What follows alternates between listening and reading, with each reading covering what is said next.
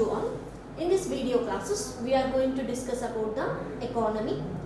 If we see the Group 2 syllabus, the Group 2 syllabus contains the 3 sections overall relating to the economy. The first section deals about the Indian economy, the second section deals about the Telangana economy, and the third section deals about the issues of development and change. So in this video classes, we are going to discuss about all those chapters in detail, including the Indian economy, Telangana economy, and the parallelly the third section, that is issues of development and change. So overall, we are going to complete the 150 marks question paper in this video classes. So first we discuss the Indian economy overall.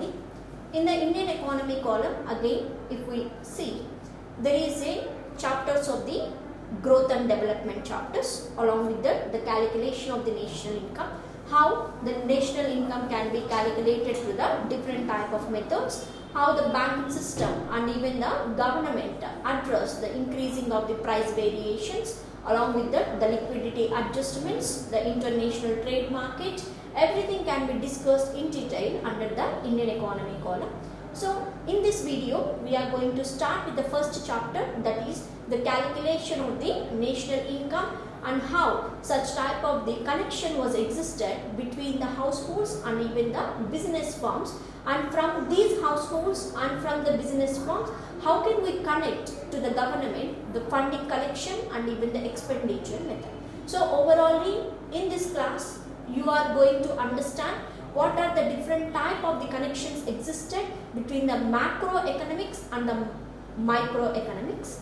Along with that, we are going to see how the national income can be calculated in this video. So let's start. And first, the economic growth in India. What is meaning of growth? The growth is nothing but the development we see from one phase to another phase, that is from one year to another year, how the nation is having the development overall. But the growth is a quantitative measurement of some change occurred in the economy. But parallelly, the development is a wider context of the growth. The development is overall the quality of development in the society. Suppose if we make it understand, the growth is only the seeing of the change in the sense of the quantitative terminology. That is, how much of the growth the Indian economy has seen. If someone asks the question, the answer must be the last year the growth was the 7.5%, and today there is an increasing of the growth of the Indian economy, and today there is a double digit growth of 11%. In this way, you can measure the growth in the quantitative terms. That means with some of the digits, you can able to measure the growth. But the development is completely different. Why? Because the development can't be measured in the quantitative terms. It is overall the quality of development. How can we say it is a development in quality? That is, if the Indian society was suffering from the gender discrimination, what is meaning of gender discrimination? Gender discrimination is having the imbalances between the male and a female group. Whenever we have such type of distinction from male to a female group, when the female was treating differently than a male, then we consider the female is suffering here in the form of gender discrimination compared to the male counterpart. That is how I can define it as a gender discriminated society. Suppose if we measure the educational grounds, how many female are enrolling in the primary education column, how many males are enrolling in the primary education, is there any difference existed between the male and female, or what is the dropouts condition in the continuation of education, what is the percentage of female literacy percentage, what is the male literacy percentage. In all these ways, if you can able to develop the entire society in a qualitative term, if you bring such type of the equality among the gender grounds within the Indian society, then I see there is a development of Indian society. I don't say it as growth, it is a development. Why? Because whatever the Indian society was facing a problem, that was addressed. I can measure the development in a quantitative measurement. This much of the percentage only the development occur. Why? Because it is a wider context. The sexual abortions or the sexual selective abortions, we say, if there is a girl child in the womb of the mother is underwent the abortion in the Indian society. That is one of the problem the Indian society is facing relating to the gender discrimination. If I can able to encourage the society to give the safe birth to a girl child along with a male child, then I consider it as a development. The happiness index. Nowadays there is an index measured based on the happiness also. This type of gross national happiness index. I discuss all these indexes in detail in the later classes. Just for your understanding what is difference between growth and development, I am just addressing the little bit of concerns here. Let's take the gross national happiness index was also designed in the Indian world context. It was even related to the Indian society nowadays. In the Bhutan, for the first time, the gross national happiness index was designed.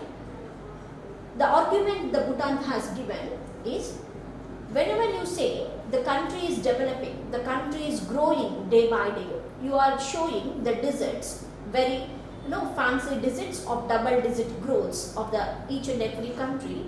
But if you see the society of the same country where you are projecting the double-digit growth is facing the societal problems, and they are not happy enough. Why? Because the female are not feeling secure over there. There is frequent sexual harassments over the females, and there is no safety to the women in that society. And along with that, the frequent sexual selective abortions are there. The children were not sent to the schools properly. The child was engaged in the labor activities. Along with that, there was a caste distinctions. The society was bifurcated based on the caste, and the lower caste people are suffering from the upper caste, whatever the upper caste is showing the discriminations, the lower caste is suffering psychologically, and economically also they are not getting the equal opportunity to enjoy themselves.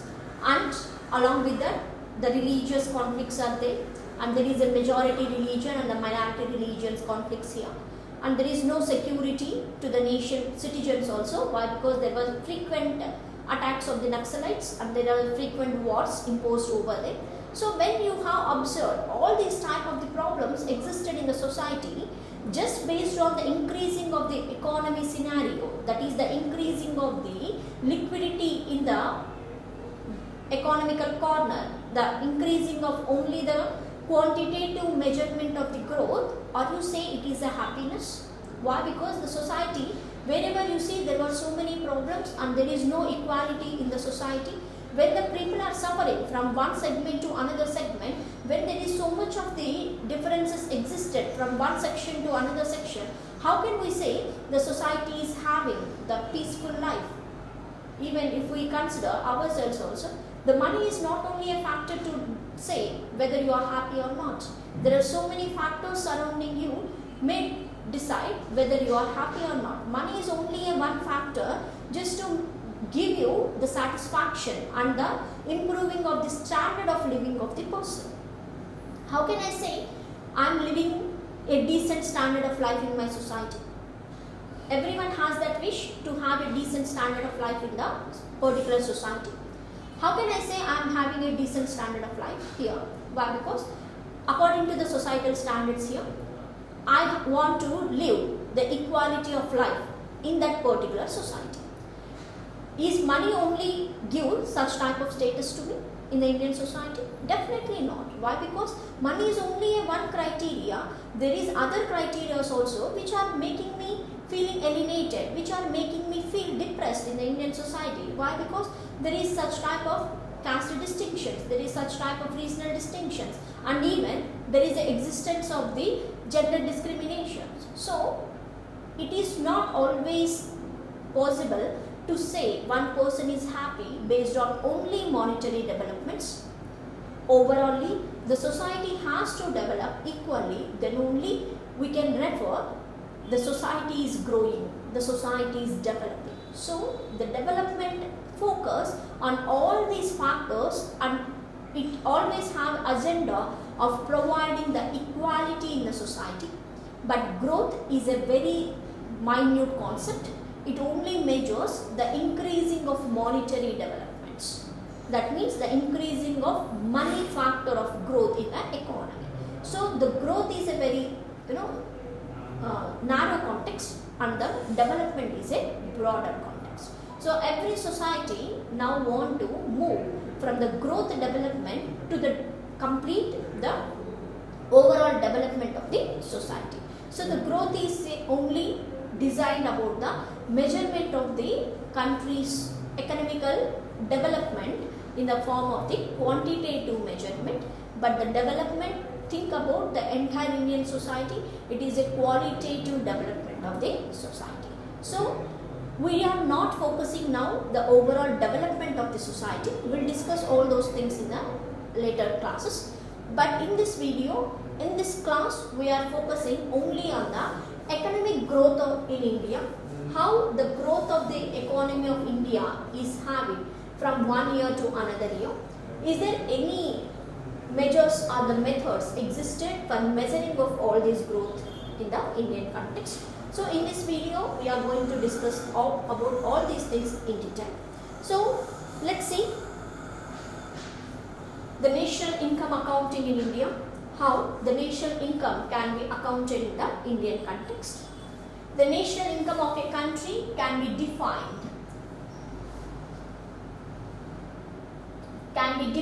as the total market value of goods and services produced in the economy in a year.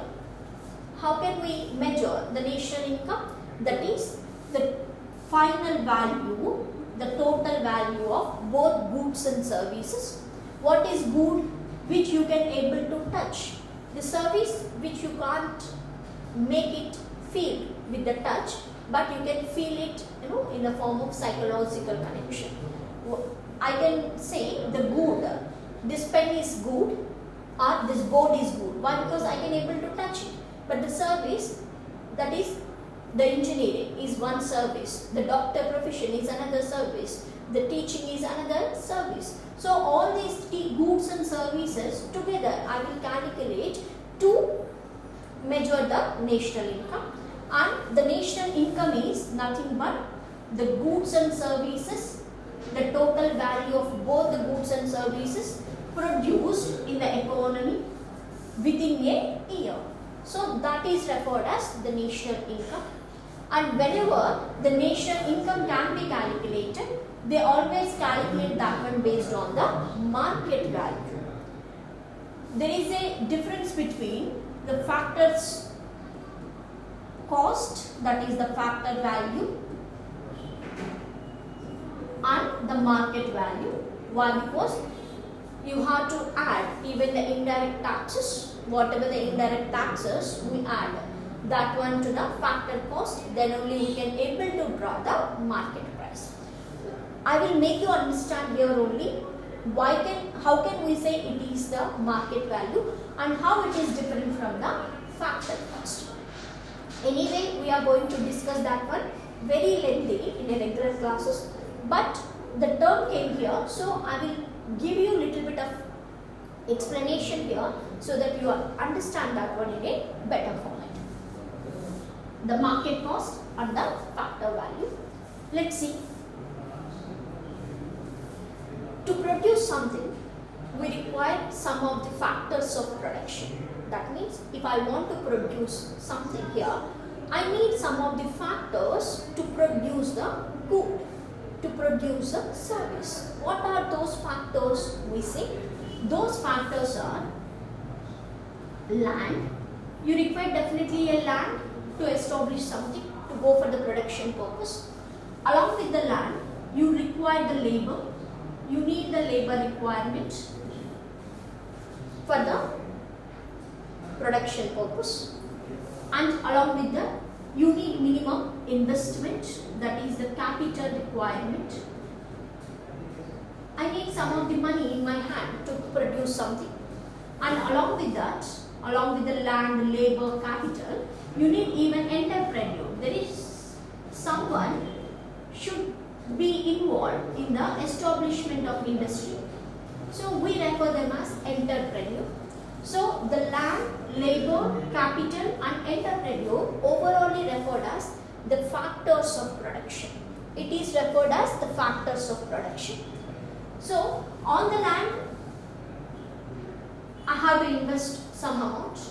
On the labor, again I have to invest the same. And for the capital, whatever I am investing as a money, definitely I expect the interest generation over that. Even if we want to establish an industry, the land, the rent must be paid. Even it is my own land also. How the business profit can be calculated. Even it is my own land. Whenever you are planning to have a businesses, you have to see all these factors. Though it is my own land, definitely I have to calculate the return for that land. If I am not establishing the business today, definitely that land can generate rent for me.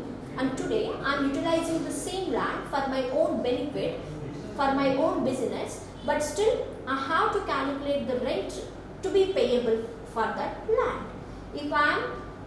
If I don't possess the land, suppose if I don't have any land, definitely I have to go and get land from someone else in the form of a paying rent. So if it is your own land also, whenever we are calculating how much of profit you are earning over that business, definitely you have to consider all these payments for the factors of production.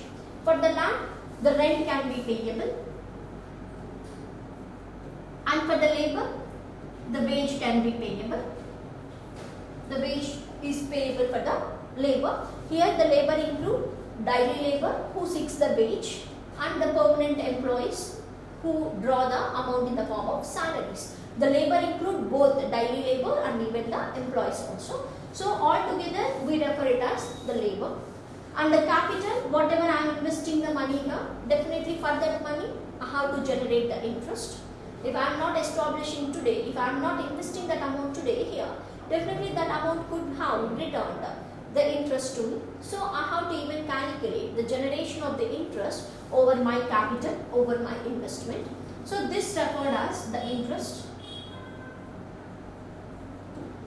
And on the other hand, the entrepreneur. This entrepreneur must get the profit after deducting all these factors of production, whatever the rent, the wage, the interest, the remaining is considered as the profit. So all these factors of production, whatever the cost you are incurring over the rent, wage, interest and the profit, together I refer it as a factor cost. That means by utilizing the different factors of production, what is the cost you are investing for the production of a one unit of the product. Whenever I calculate the product cost, definitely I will calculate that one in the form of unit of production. If I am investing, if my factor cost here, if you observe here, I am not involving any indirect tax here.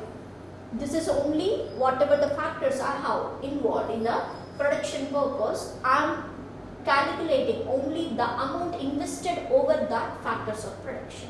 So these factors of production, suppose to manufacturing this pen of 100 units. Why I am always take it in units? Why? Because it is always per unit. If you want to require, you have to calculate that one in the form of how many units of production you have made. Then only I can able to decide what is per unit cost here. Suppose by investing all these factors of production for 100 units of production, this is units of production. If I have invested 1000 rupees of cost by including all these factors, then what is the factor cost for me per each and every unit? That is the 1000 by 100. Then it will be the 10 rupees of worth. The 10 rupees of cost I have invested in the form of factor cost.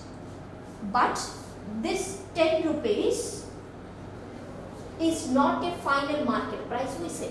Why? Because there are the other factors. The moment when the manufacturer has to reach the product from manufacturing to the consumer, there is so many factors involved in between. right? Definitely for each and every product there is some chain. We have the manufacturer. What are the chain you observe in the market? We have manufacturer, we have wholesaler, and we have retailer, and along with that there is a final consumer, right? I hope you all have heard about this chain in the market. First, the product can be produced by the manufacturer within the industry, and from the manufacturer the wholesaler purchase it in a bulk quantity, and later from the wholesaler the retailer purchase that one in a small quantity, and from the retail unit the consumer finally go and purchase the product.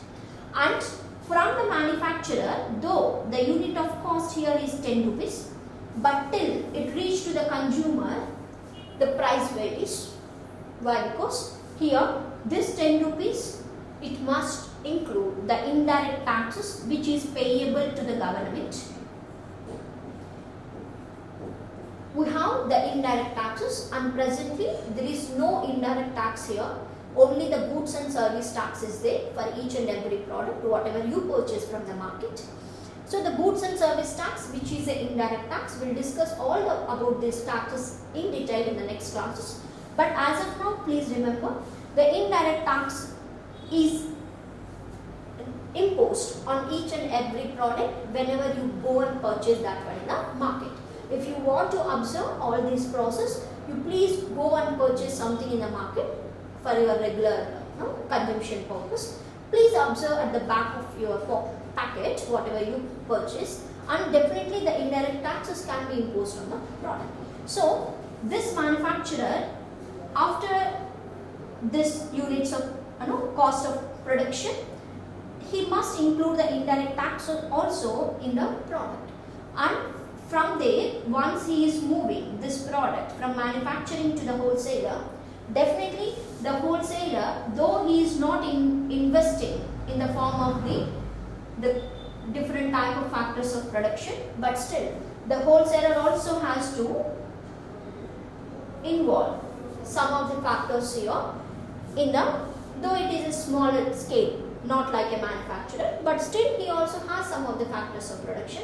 He has to establish his shop in a form of land, he is payable the rent, and he has to engage some of the labor for the regular transportation purpose and even the selling purpose, and he has invested some amount, so he is seeking both the profit and the interest to the same amount. So for each and every phase of your chain of the market, definitely some of the amount has invested.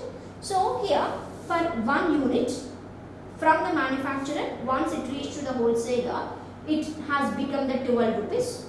After adding the 1 rupees of indirect tax here, and the wholesaler has again added 1 rupee as a profit. I am just giving a random numbers for your understanding. To the retailer, again the indirect taxes cannot be added, only at manufacturing sense also only the indirect tax can be added. Here only the profit can be added in the subsequent stages. Sorry.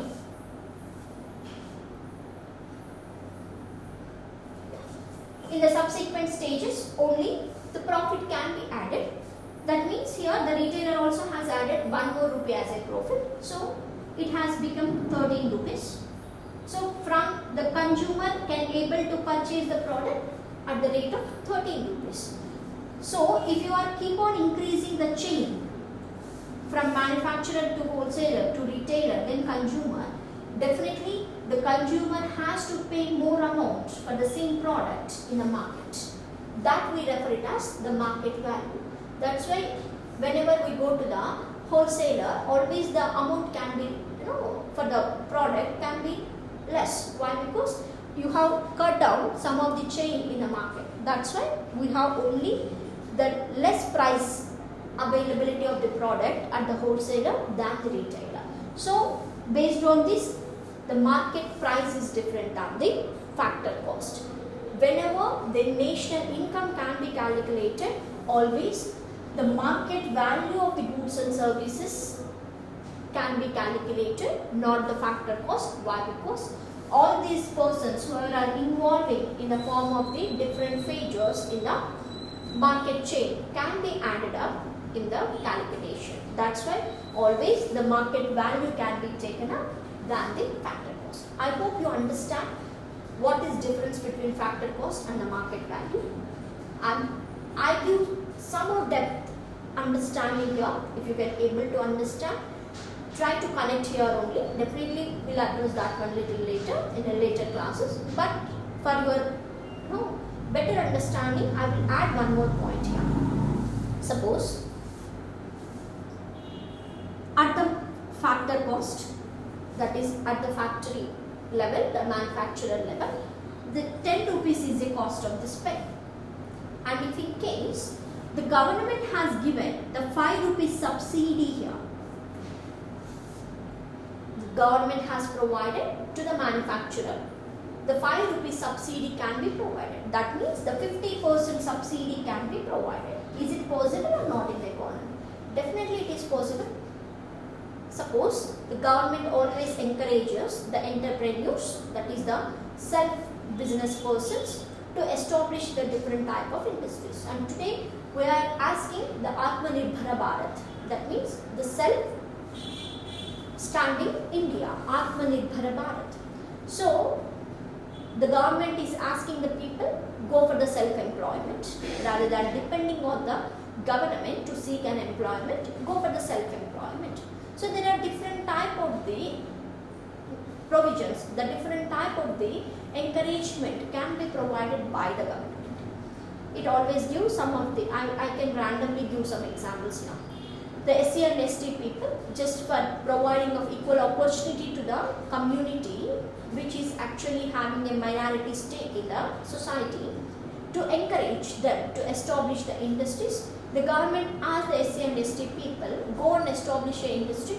The 50% subsidy can be provided to the SC and ST community. And if it is a woman, just to maintain the gender equality and to bring the motivation to the woman to establish the industries and to have a self-employment, the government can offer the different type of subsidy to the women, maybe 50%, 75%, 60%.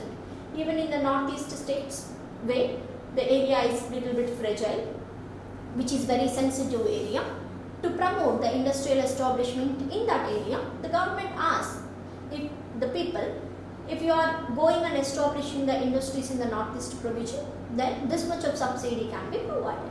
So all this type of the subsidies can be given by the government frequently. It is a very common scenario in the economy. If in case the government is already providing the subsidy, then definitely to decide a market value, I have to deduct the subsidy provided by the government to decide the market value. That means I will write it here. Suppose the factor cost is 10 rupees per unit and indirect tax is 1 rupee per unit. Subsidy provided by government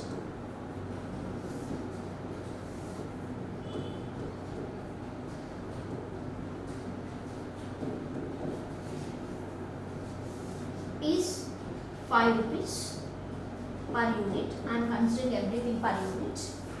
And if all these things has given, and what is market price?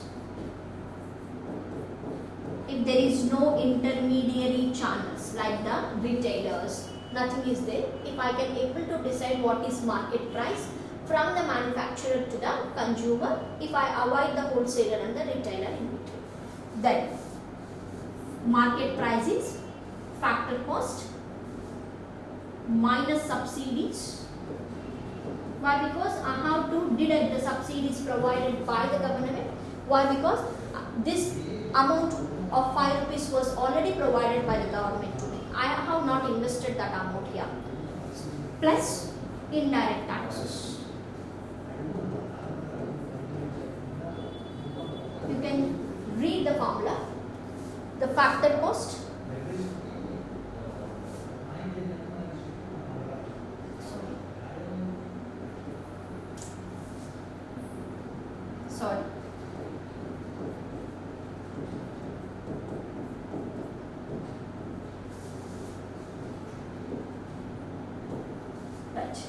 You can read the formula: factor cost minus subsidies plus indirect taxes.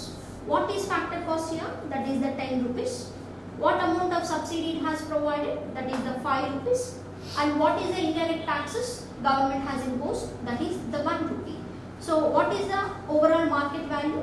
That is the 6 rupees. That is the market value we say. If in case there is no subsidy has provided by the government, if in case the 5 rupees of subsidy was not provided by the government, then what is the market price? I will write here, if the subsidy equals 0, that means the government not provided any subsidy, then what is the market price?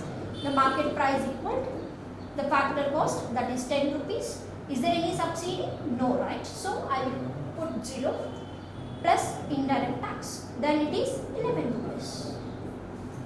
So overall, if we observe what I have done, nothing but whatever the subsidy provided by the government in the form of 5 rupees, I have deducted that one to derive the market price. So this is the deriving of the market value from the factor cost. Always remember, the indirect taxes can be added to the factor cost to get the market value. If is there any subsidy provided by the government, then you have to deduct that amount from the factor cost to get the market value. So this is the difference between the factor cost and the market value, and how we derive the market value from the factor cost. So let's see here. Here the national income of a country can be defined as the total market value of goods and services produced in the economy in a year. So that is the national income, how it can be calculated. And the 3 important measures of calculating the national income of a country. There is a 3 important methods how the national income can be calculated. And